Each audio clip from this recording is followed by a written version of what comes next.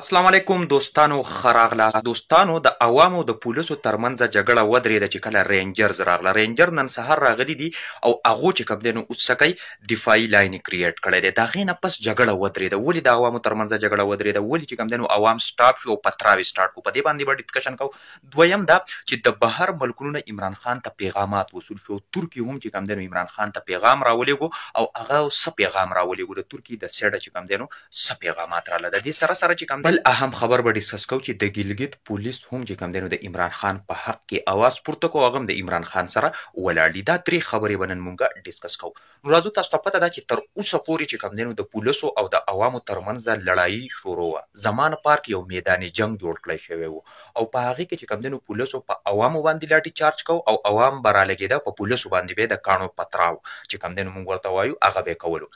اوس چې کله تاسو ته پته ده رینجرز داسې دي چې دا انتهایی ویل ټرینډ انتهایی د باډۍ نه مضبوط چې کوم دی نو فورسز دي او دا همیشه په داسې سخت حالات کې په ملک کې دننه په کار راځي رینجرز ته چې کوم دی نو باقاعده اوس اختیارات میلاو شو رینجرز چې کوم دی نو راغله او هغه حالات یې سنبال کړله اوس د عوامو او د رینجرز ترمنځ خبرې اترې روانې دي یعنی مطلب دا دی چې عوام او رینجرز په خپل منځ کې د یو بل سره ډسکشن کوي چې څه د دې خبرې حل راوباسو نو که چیرې رینجرز کامیاب نشو او د دې خبرې حل راونه خو نو عوام به په رینجر باندې هم چې کم دی نو څه شروع کړي پتراو شروع کړي یعنی د پاکستان پولیس چې کم دی نو هغه خو عوامو یو قسم لا فیل کړله ځکه چې مسلسل چې کم دی نو باید دغه جنگ روان دی دغه ډټ کر مقابله چې کم دی نو عوام کوي د پولیسو نو بالاخره رینجر یې ورته راوسته چې کیدای شي رینجر داسې سنبال کړي نو اوس رینجر او د عوامو ترمنځ خبرې اترې روانې دي په هغې باندې به خبرې وکړي چې څه اپډیټ راځي نو زه به ټایم بای ټایم تاسو ته درکوم نو د هغې دپاره پیج درسره ضرور فالو کوئ اوس راځو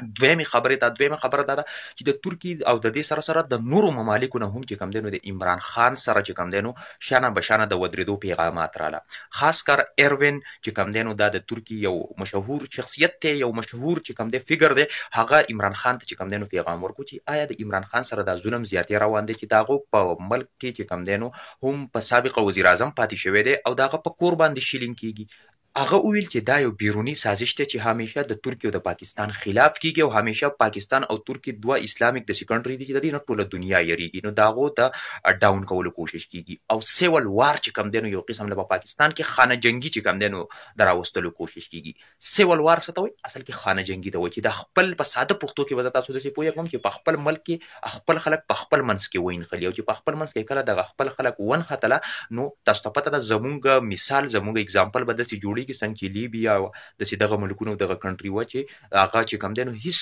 پاتې نه شول د هغو چې کوم دی تباه او برباد شول په هغو باندې خلک راله انویټ شو او هغوی چې کوم دی نو داسې کړه چې ظلم زیاتي او د ظلم مثالونه چې کوم دی په هغو باندې څه کړله په ټوله دنیا په تاریخ کې قایم کړه نو زمونږ به د ټولو حل دغه اوس دا خبره چا رسولې ده دې پوزیشن ته نو د دې کولاو په اوسني د وخت کې چې کوم دی پی ډي ایم ذمهوار دی ځکه چې پی ډي ایم نه غواړي چې صاف او شفاف الیکشن وکړلی شي او آئین فالو کړي که چېرې پی ډي ایم وغوښتل چې صاف او شفاف الیکشن وکړلی شي د دوی د مرضۍ خبرې کټ کړلی شوې او د عوامو رایه ورکړلی شوه نو بالکل دا حالات دا خانه جنګي به نه جوړېږي خو پی ډي ایم غواړي چې خانه جنګي جوړه کړي او د دې به دومره غلط اثر وي څنګه چې په لیبیا باندې څنګه چې په شام باندې په دې ملکونو باندې ظلم او زیاتې او بربریت شروع شو داسې به زموږ په ملک کې هم شروع شي که چېرې پی ډي ایم دا خپل د دې قسم حرکاتو روکتام ونه کړو اوس راځو د دې سره سره نورو خلکو هم چې کم دی نو پیغامات رالیږلي عمران خان سره مینه محبت د عمران خان سره اظهار یکجهتۍ خو د دې سره په لاست کې راځو چې د ګیلګت پولیسو هم چې کم دی نو د عمران خان په پیور کې د هغو د دفاع دپاره چې کم دی نو هلته کې موجود دي په زمان پارک کې خو تاسو ته پته ده د پنجاب پولیس هم د عمران خان سره وسرو هغه هم باقاعده سټیټمنټ یې ورکړی چې موږ د عمران خان سره خو موږ مجبور یو چونکې موږ ته د برې نه د ډېر غټ لیول او د غټې سطحې نه موږ ته اډر میلاو شوي دي نو چونکې موږ په دې مجبور یو چې دغه نشو کولی الان کې موږ هم اوس وایو چې څه چل وکړو یو دوه کې کنفیوز یو نو حالات انتهایی خرابېدو طرف ته روان دي او حالات داسې دي چې که چېرې په ملک کې دا خانه جنګي سیول وار سټارټ کړلی شو نو یقین وکړه چې زموږ به ډېر بد حالي الله دې زموږ ملک زموږ وطن چې کوم دی نو په دې باندې رحم وکړي الله دې زموږ